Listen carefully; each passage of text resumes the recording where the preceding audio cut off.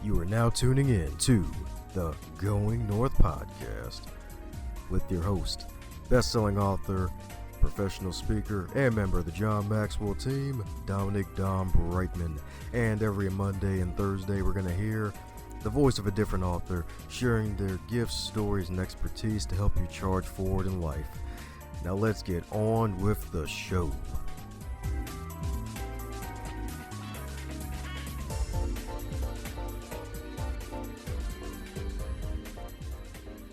And today on the Going North podcast, we bring you some fabulous humans from across the globe. Today is no different. Heck, who am I kidding? Today is different. Because if I'm not mistaken, I believe this is actually the first real author in a while we actually had from the Hay House. My goodness. And which is even better because this awesome person right here was actually the former event director at Hay House for over 12 years. My goodness, you got to imagine how many gurus that she's helped over the years. And she's helped so many folks over the years to be fabulous that she was able to find a way to unleash her own fabulosity by being the author of penned 5 books. That's right, folks, 5 magical books, especially with her new fabulous book, Setting Boundaries Will Set You Free. So let's give it up for the one, the only, TEDx speaker herself, master coach, and international best-selling author, Nancy Levin. How you doing today, ma'am?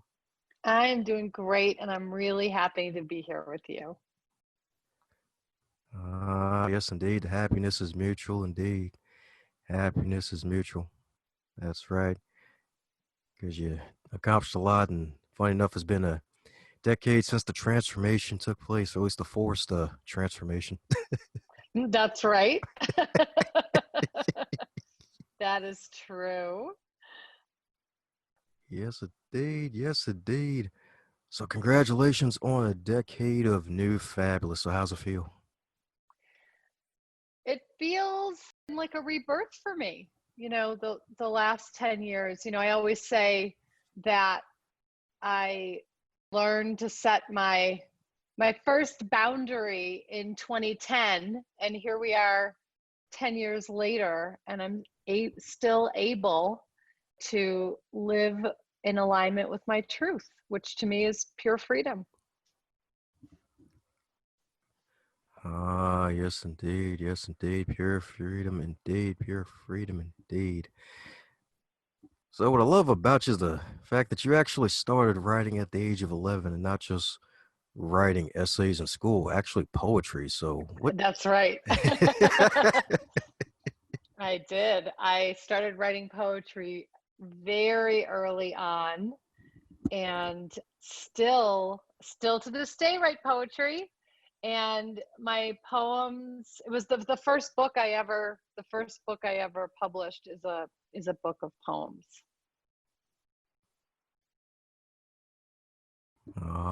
Yes, indeed. Yes, indeed. So my goodness. So still writing poetry, and heck, even started off your newest book with a nice poem too. And Yes. so I was like, so what do you think led to you being able to channel the gift for poetry? Because I remember your father being a dentist for the kids. So where do you think the poetry came from?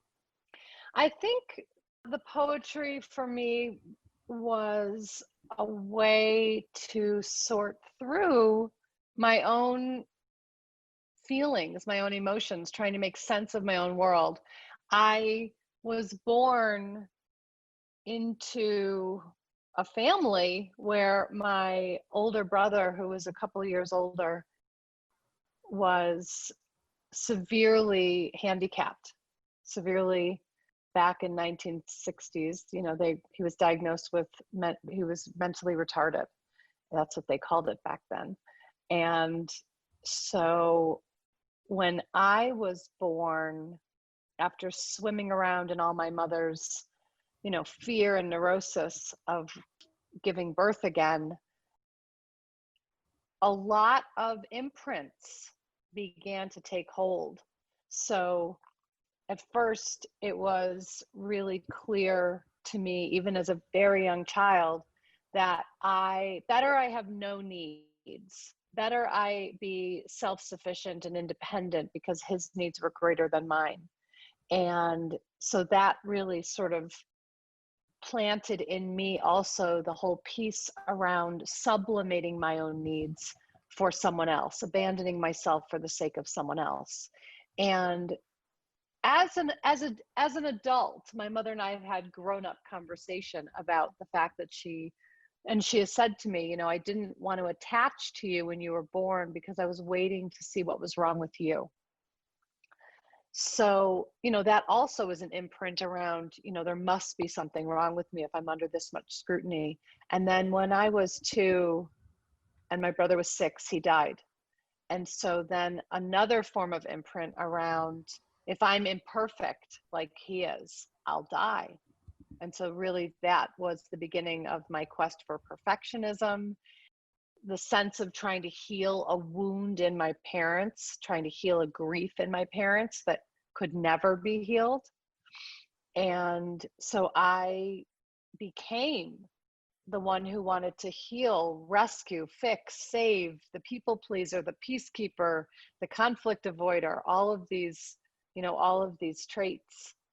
And so writing for me, poetry specifically for me, was simply a way for me to get this expression out of myself because there was so much going on that I didn't even understand at such a young age. Ah, and that makes perfect sense because that's really traumatic to really lose your older brother like that at such a young Mhm. age. Mhm. Yeah. That's right. And to be able to actually deal with that and even find a way to express yourself and actually keep that skill up and actually build it up over time and share it with the world. Really amazing. Mm, thank you. Yeah, I mean it really ultimately became my writing became the driving force that led me to on the path that I am now, because I decided actually right out of undergrad, and I went to school for uh, I majored in communications, and I went to go work for magazines in New York City.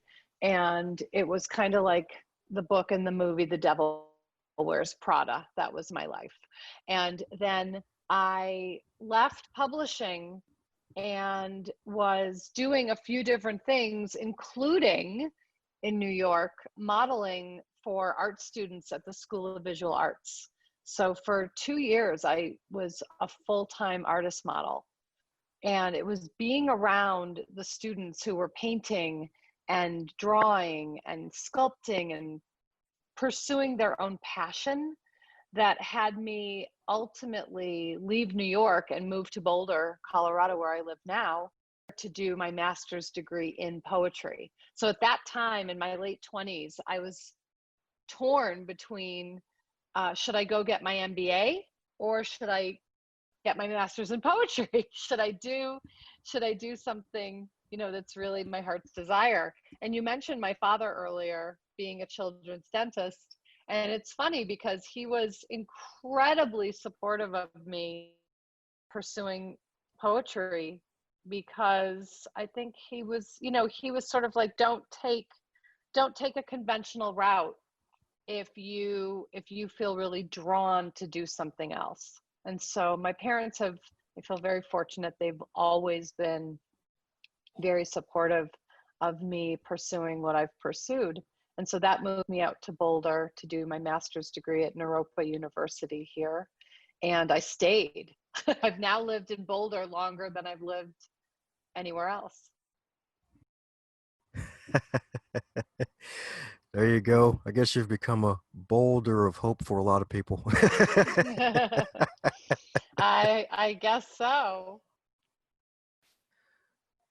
Yes, indeed. Yes, indeed. And it's really great to have encouraging parents like that to take an unconventional route because masters in poetry, that's really unheard of, to be Yeah, honest. yeah. And I thought I was just going to get my master's and then move back to New York and teach. I mean, that's really what I thought I was going to end up doing. And I ended up being here. And within 24 hours of moving to Boulder, I met the man who I eventually married and eventually divorced. We met And it was as if on the day we met, he said, "Hi, I'm broken." And I said, "Well, great. I'm Superwoman. I will fix you." And so, all of our core wounds were essentially a match made in heaven. And I was in that marriage for 18 years until, I would say, there was a catalytic moment of my now ex-husband reading my journals. And that was really the way in which, I waited for a crisis to make the changes that I needed to make in my life. And I now help people make change without waiting for the crisis. There you go. So how do you get the journals anyway? Because I feel like the stuff you had in there would be locked away somewhere. I didn't lock anything away. They were just in my office. They were just there. Oh, okay, cool. There you go. Yeah. Yeah. They were there. I mean, I often say that I set a bomb in my journals that detonated all those years later when he read them. It's kind of interesting. It's like, wow, like 8 years later, it's like, did you ever feel like subconsciously, since you left that bomb there, do you think, like, wondering what would happen if he eventually discovered it? Or you just hoping they would discover it sooner than later? It wasn't conscious, I can tell you that, because who I was at the time, who I was at the time, the bottom line was I was unable to be truthful with myself about the fact that I didn't want to stay in the marriage. So I wasn't able to actually be truthful with him. And so when we don't tell the truth to ourselves, the truth comes out sideways. And so in my case, the truth came out sideways by way of self-sabotaging and having an affair and writing about the affair in my journal. And then 8 years later, him discovering it. And to this day, I am eternally grateful that he read the journals, because if he hadn't, the kind of person who I was at that time, I would never have left. I would still be there, bending over backwards, people pleasing, trying to make him happy. He was a very rageful person and a very controlling person. And I enabled that dynamic between the two of us because I didn't use my voice. Sweet. Well, looking back now after that description, it's like, yes, she escaped. She she probably was a Yeah. superwoman, but she became Wonder Woman. Yep, that's true. Ah, yes, indeed. Yes, indeed. And it's kind of interesting because that there seems to be kind of like a common thing where it's like they come like a person, especially if they maybe a man or a woman and they see somebody broken. It's like, hey, I can heal you, can heal your life, make you feel better. And then after a while, I realize it's like, nope, they're not going to change. And then you become a doormat over time, and then it becomes resentment. And Yeah, then even ego possibly comes into it. It's like, why can't this person change? And then it yeah, ends up hurting you in the process. exactly. It's very complex, those pieces. Yes. Ah, yes, indeed. Yes, indeed. Definitely an illusion that we got to get rid of. A lot of folks. Yeah, yeah. And, for me, I was really hiding behind my work. I was a workaholic, really hiding behind that. At that time, I was the event director for Hay House. So I was really touring the world with, the greatest minds in the field of self improvement, self empowerment, motivation. And yet, I also didn't want anyone to know what was going on behind closed doors. And so it took quite a while for me to be able to tell the truth to the people close to me. And once I did, I often think of it like they created a scaffolding around me while I rebuilt myself. And I was able to really draw on the strength and wisdom around me in order to make pretty major changes in my own life. Nice. Nice. So in addition to that, what do you think has probably been one of the main things that helped you to get through that divorce period? I know it's probably been so long ago now, feels like, but for those who may be going through those times, especially after this pandemic revealing some things in certain relationships, any advice for those Yeah. who maybe going through that process? I'll be honest, during the thing that really helped me was working with a coach. So Debbie Ford was my friend and also my teacher and mentor ultimately. She has since passed, but at that time, she really plucked me up and put me in one of her workshops that I normally produced. But she put me in the workshop as an attendee and told me to have my staff, produce the event. And it was that weekend with her where we were really working with the shadow, looking at the shadow aspects of ourselves, and these parts of ourselves that we want to disown, the parts of ourselves that we don't want to look at, the ways in which I wasn't telling the truth to myself. And then after that weekend, I started working with one of her coaches, and working with that coach helped me get to the place where I was actually able to finally file for divorce. And then I was so taken by Debbie's work that I decided to do her year-long coach training and certification program. And I did it just because I wanted to continue doing the deep inquiry on my own inner landscape. It wasn't about a job move. It wasn't at all. I loved my job at Hay House. I had my dream job. I never in a million years thought I would leave that job. But what happened was that at the end of that year, at the end of the training program, I was unrecognizable from who I was when I began it. And it became really clear to me that I was feeling completely compelled and called to help other people get free. And so there was, a period of time in terms of leaving my job at Hay House, which I left in 2014, and realizing that I really wanted to go out into the world and coach. So I published my first book of poetry when I was still at Hay House. I self-published that book. And I self-published my second book, Jump and Your Life Will Appear, when I was also still at Hay House. And then had been building up my coaching clientele and had been building my practice and building my platform and all of that. And then went out on my own. Ah, yeah, that's right. Fleed the coop. That's right. Mm-hmm. Mm-hmm. Mm-hmm. Ah, yes, indeed. That's the power of a good friend right there. And I was actually so sad and disappointed to hear Debbie Ford pass because I read one of her books, Your Best Year Ever. I think it was like 2 or 3 years Yeah. ago. Yeah. Yep. Yeah, and I saw the Yes. documentary, and I'm like, oh shoot, oh darn. I'm like, Yeah, no. I know. I know. Yeah, she died in 2013. Yeah, yeah.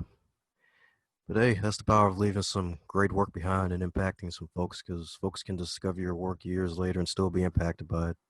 It's true. And I am really, I feel in many ways I'm and it was something that she and I had talked about before she even died. I am one of her legacy holders. I'm one of her torch bearers carrying her work forward. And I'm everything is infused. Everything I do gets infused with her, gets infused with Louise Hay, with whom I was very close. I feel like, and Wayne Dyer, with who I was very close, carrying their wisdom forward. And just last year, I actually launched a coach training and certification program of my own because Debbie's was no longer around, and there was a great need for someone to step in to be able to hold people the way that Debbie did. And so I actually I stepped in. Woohoo! That's right. With Yep. both feet. That's what I'm talking about. Yep. Yep. That's right. And both feet with all the heels, I imagine. All the heels.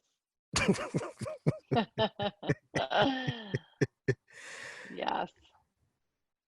Sweet.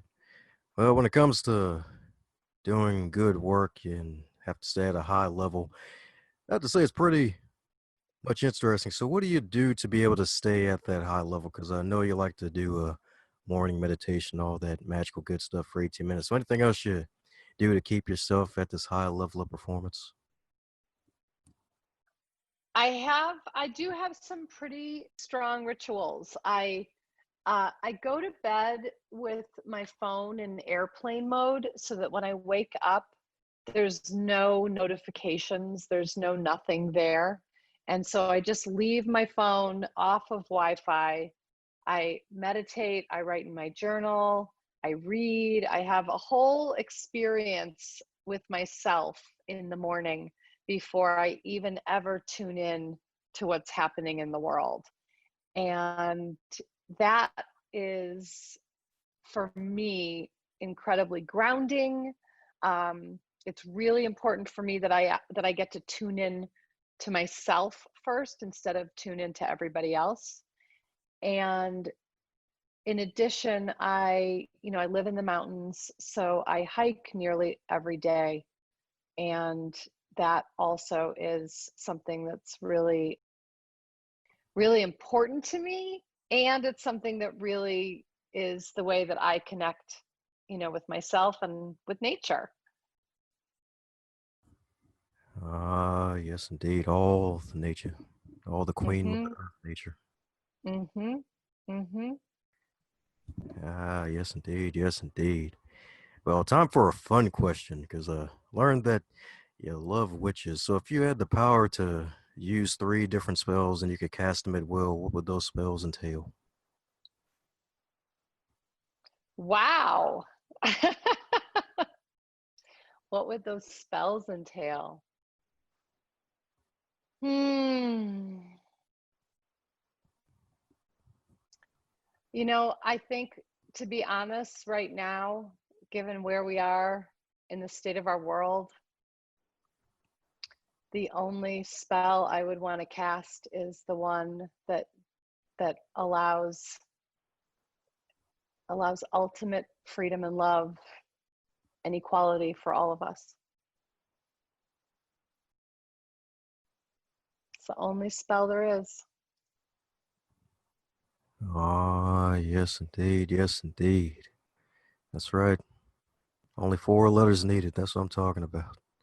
Mm-hmm. Ah, yes, indeed. That means we can spell. That's right. Let me stop.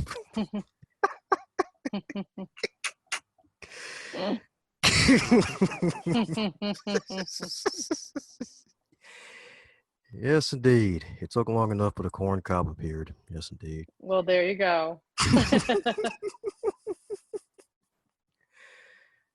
But yes, indeed, the power of love, indeed, power of love. I guess that's something that a lot of folks are missing because that can be preached a lot of places, but sometimes folks forget to actually put it in action. I think that's very true. That's right. True like blue. That's right. More blue than the sky itself. Unless you're tripping out and it looks green to you. That's a whole different story. I suppose so.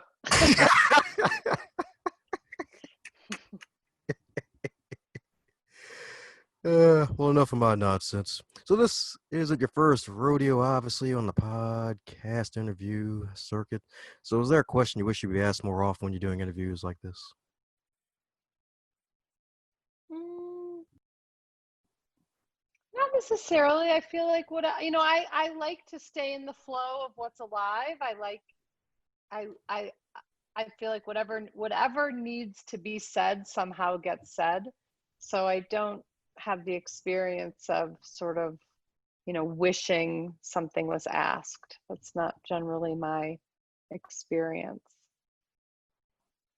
I trust, I basically just trust that whatever needs to be explored gets explored. Ah, beautiful. So that means Dora the Explorer is happy. That's good. Mm-hmm. Yes, indeed. Yes, indeed. All the exploring, all the exploring. So, Mm-hmm. coming down to the question that every guest gets to receive, and that is if you were to wake up tomorrow and you were 25 again, but in 2020, with all of your knowledge and experience, what advice would you give to yourself? Don't get married.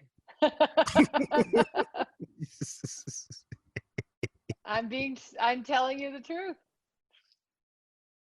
That's that for sure is what I would say.